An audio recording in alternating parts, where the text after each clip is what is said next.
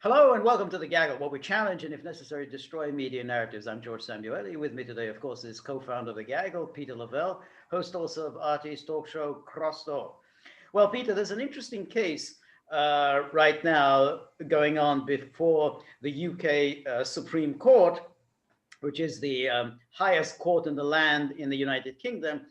As it's another instance of the UK adopting all of the American habits. The House of Lords used to be the highest court in the UK, but it's now the Supreme Court. Anyway, it involves the government of Venezuela. So if you remember, Peter, back in 2019, the Trump administration decided that Nicolas Maduro, the elected president of Venezuela, was not the legitimate ruler of Venezuela, but the legitimate ruler was Juan Guaido, who was the president of the National Assembly. And what the Trump administration decreed was immediately followed by the UK and the European Union, who also duly recognized Guaido as the president of Venezuela. Now, there was a few feeble attempts to organize a coup to get Guaido into power. That, of course, went nowhere. However, this delegitimization of Maduro did have one very unpleasant consequence, because the Maduro government, for reasons best known to itself, kept its gold reserves in the vaults of the Bank of England. So that actually had gold reserves in Germany moved to this account in the UK. So they built it. I mean, it's given it's very strange, given that they knew the attitudes of the UK and US governments toward Chavez before him and to Maduro. Why they would keep the gold there? Who knows? But in any case, when Maduro tried to get the gold shipped back to Caracas, the Bank of England turned to the UK government and said, well, what should we do? And the UK government said, well, I mean, Maduro is not the legitimate government of Venezuela. We've decreed it thus. So they can't have their own gold back. Only Guaido is entitled to the gold. So naturally, the Maduro government appealed this decision to the court. The court said, yeah, well, if that's what the British government said, that's what the British government said. Yeah, you can't have the gold. But Maduro then, of course, appealed that decision, and the higher court, to the surprise of many, said, well, it's the UK government's position is ambiguous, because on the one hand, de jure, they say that Guaido is the legitimate president of Venezuela. De facto, they actually do recognize Maduro as the ongoing, actual, factual president of Venezuela. So they left it at that. This was then appealed by the UK government and said, no, nothing ambiguous about it whatsoever. And so their position is, this is what they said, because they published this 30-page legal brief. Your people are free to read it, 30-page legal brief. And it says, in summary, the UK government has the right to decide who to recognize as the legitimate head of a foreign state. The UK recognizes Juan Guaido as president of Venezuela, and consequentially, he is the only individual recognized to have the authority to act on behalf of Venezuela as its head of state. So that's the UK government's position. Well, we'll see what the UK Supreme Court will think of that argument. But it is bizarre, because here is a poor country like Venezuela suffering under a sanctions regime, suffering also obviously under COVID, lockdowns, and so on. They badly need foreign currency. And how do you get foreign currency? You sell your gold. So they don't have access to their own gold. And here they are, they're in London, wasting time and energy and precious resources, fighting out with the UK government whether they're entitled to their own gold. I guess this is part of the rules-based international order. Took the words right out of my mouth. Yeah, exactly. We just decide, I don't think you're the government. We decide who the government of Venezuela is, and you can't have your gold. I mean, sorry, we're just keeping it for you. Bye bye. If this is the rules-based international order, I think I'd rather go without. Well, let me see. You sent it to me. I thought it was very curious here what Guaido wants to do with the money. I want to see if I can quote it. It was in Yahoo News. Yeah, here we go. So, so why does he need the money here? Hang on here. Yes, lawyers representing the central bank say selling the gold would fund the response to the coronavirus and bolster the health system gutted by more than 6 years of economic crisis. Well, how in the world could Mr. Guaido do that, even if he had the money? Right. Yes. I mean, it's truly bizarre. Okay, just for a second, let's all play this fantasy game that you want to play. He's the legitimate president. How would he? I mean, does he have any resources to pick up the gold? What he's going to do? Hire a truck? Bring it on a private plane? I mean, this is absolutely absurd. Right. Yes. Absurd. And where's he going to keep it? I mean, in his mom's basement? Caracas. He arrives in Caracas with the gold. Yeah, exactly. Take it home. To his granny's country house. Yeah, absolutely. No, the UK truly embarrasses itself, debases itself in front of the entire world. Who in their right mind wants to put their money in the Bank of England right now? Right. Who would? Right. That is actually a great Western tradition. Wars, floods, plagues, whatever. It's safe. Right. It's safe, and our bank is our bond. Right. And how you look how frivolous they are in acting like this. I mean, the EU withdrew its recognition. I think it's now UK, the US, believe it or not, Canada really stepped up. Okay, getting involved in it.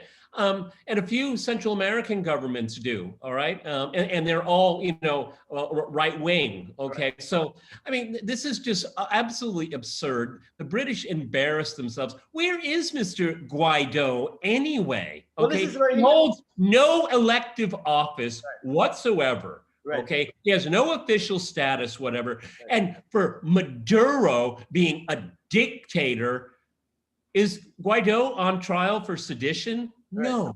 Right.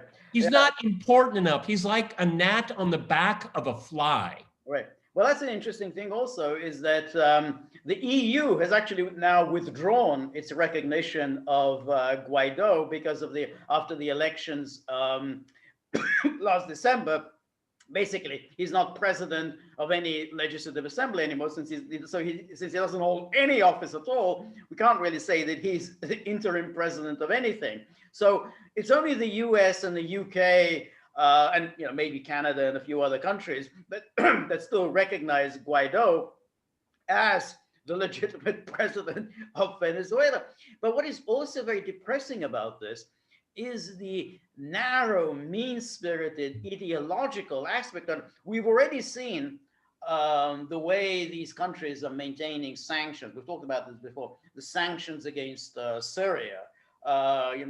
This absolutely horrible in the face of COVID. I mean, this is a time of a global pandemic. You're maintaining these sanctions because you don't like this government. And so again, this country that is just suffering under this pandemic, suffering under sanctions, and you're not going to damn well release the country's own gold reserves. I mean, the nastiness and the pettiness is truly, it's just breathtaking. It is breathtaking. And, for me, as an American citizen, when he was invited onto the floor of the U.S. Congress when Trump was giving one of his State of the Union addresses,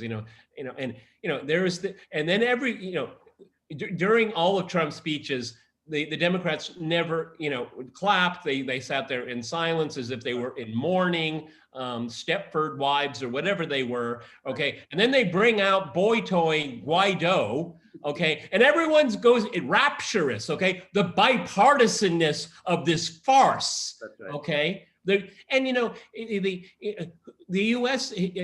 again jumps the shark by saying, rules-based order, but we will decide what the rules are and what the order is, okay? Right. And this has gone from Trump to Biden. So you can't pick your which guy is the good guy and bad guy in this thing. It's farcical, okay? And what it does is it only hurts the Venezuelan people. For goodness sake, if it's a badly managed economy, well, what business is it of a foreign country? Exactly. What business is it?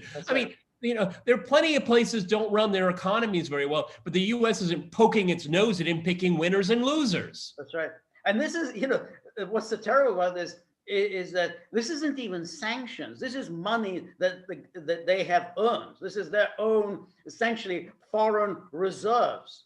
And so they want to put to use their foreign reserve in order to be able to finance imports and exports. I mean, this is what they need. I mean, so it's not like that we're going to do our sanctions again. We're going to target. We're always targeted sanctions. We're trying to hit the leaders of this terrible country. No, this is entirely directed at the civilian population, because the only reason they want the gold reserve is to be able to finance imports into the country, so as to feed the public. Do you think any decision in the UK about someone else's money, because this is tantamount to theft, okay? Yes. Let's say it what it is. Right. Irrespective of what court decides what in the UK, do you think it's going to change what's on Maduro's menu tonight for dinner? Right. I don't think so. No. Okay, but we do know that medicines and basic foodstuffs and anything else and everything else related to this pandemic could be put to good use in Venezuela. For God's sake, it's their money. That's right. And they can spend it the way they wish. That's what you have banks for. That's right. And it's imagine, so the UK government, they hire all these crack lawyers to write this 30-page learned treatise to argue that, well, we can pretty much determine who the hell is the legitimate government of any country, because we're a sovereign country, and we get to decide who we recognize as sovereign. Yeah, well, how about recognizing other countries as sovereign, and namely, it's their decision, not your decision, their decision as to who is the legitimate government of Venezuela. And remember, the United Nations. If you want to go by authority, the United Nations accepts the Maduro government as the legitimate government of Venezuela. So, anybody can say, well, no, I don't think he's the government. I don't recognize Boris Johnson as the government of the United Kingdom. No, I think George Galloway is the legitimate prime minister.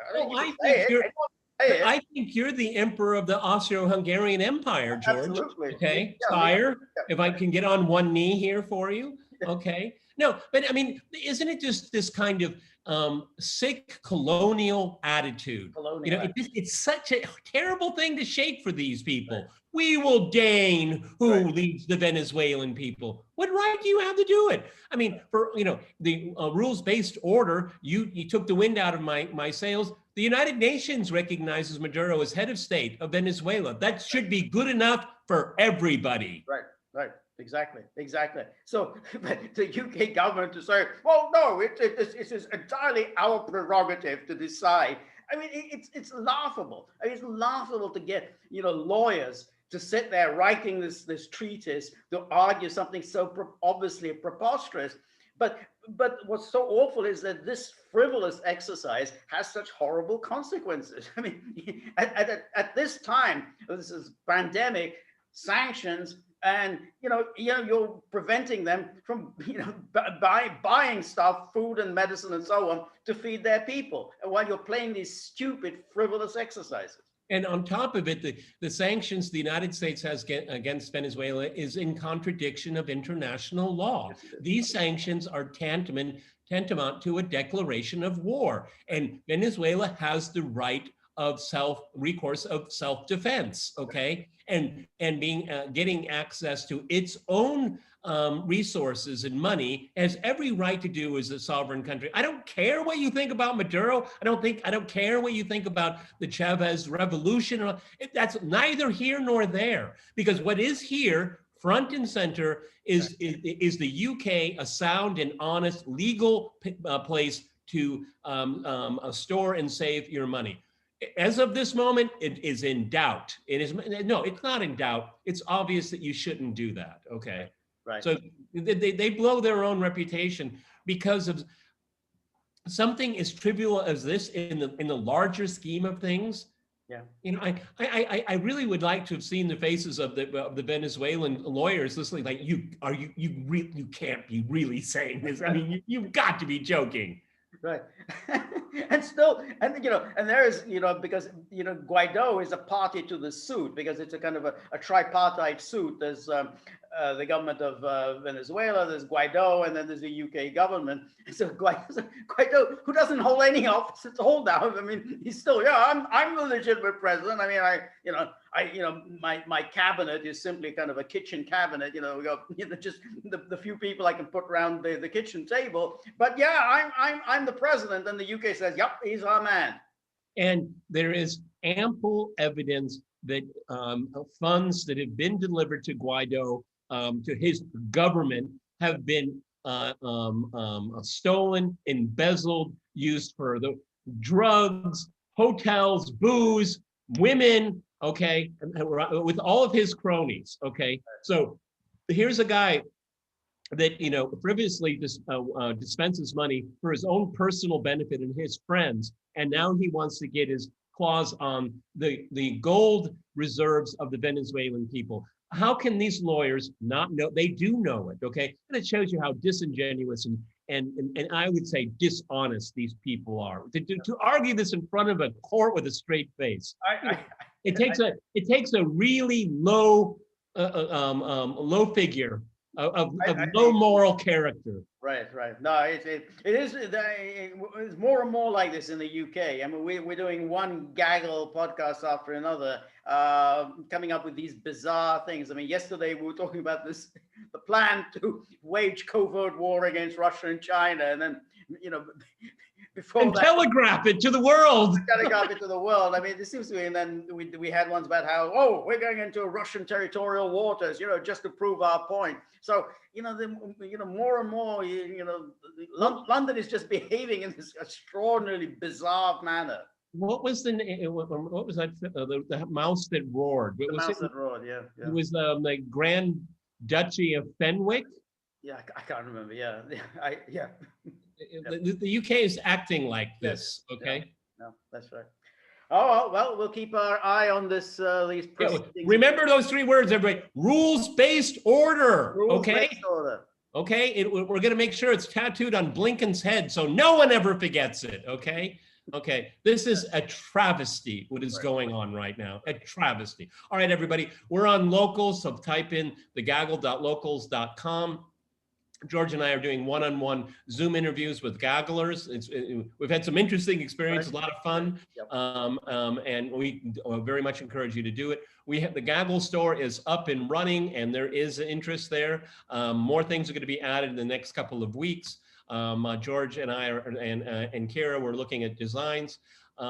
We have a Q&A coming up, and live streaming is on the horizon. I think exactly, it's coming up very shortly. So please join us on the live streaming. That's really exciting. It's been a long time since we've done it, and we're really, really exciting and looking forward to it now. And last but not least, I have to remember and remind everyone of the tip jar, okay? Yep. It doesn't fill itself. Nope, definitely not. So anything you can contribute, just, put in the tip, however small, it helps us. Because there's a difference. The UK government acts like a self-licking ice cream cone, but you have to fill up the tip jar. Exactly.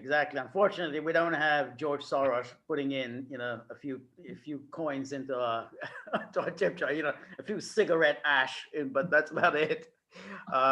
So remember, if you like The Gaggle, please like, share, and subscribe. See you soon. Bye.